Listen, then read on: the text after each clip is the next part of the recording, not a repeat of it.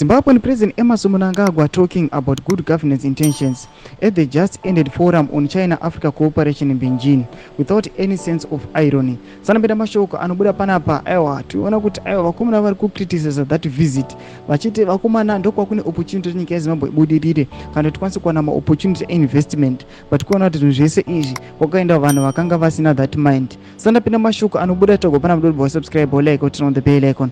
Timda panapa munaomoni kwa mchinzi. Zimbabwe has been destroyed by leadership, governments, and policy failures, as well as mismanagement and corruption.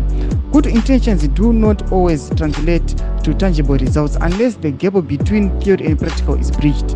Execution and success often require competence, time, resources, and dedication than anticipated. Easier said than done.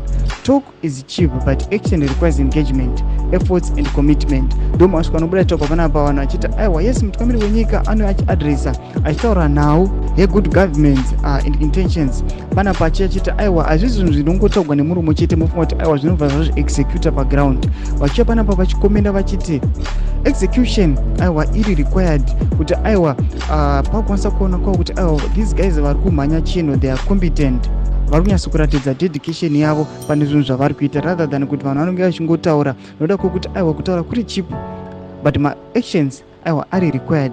Vanhu vanofanira kuengage mumaactions kuti zvavanotaura zvinofanira kunorelate kuti aiwa zvamataura uchiti you want to do this zvinoonekwa nemaactions amunochiita paground but kana mukasazviita hapana any development inoitika. Mutudza mafungiro enyu moti kudii pamusoro pechitiko ichi aiwa pina kume section medu musana subscribe or like and turn on the bell icon.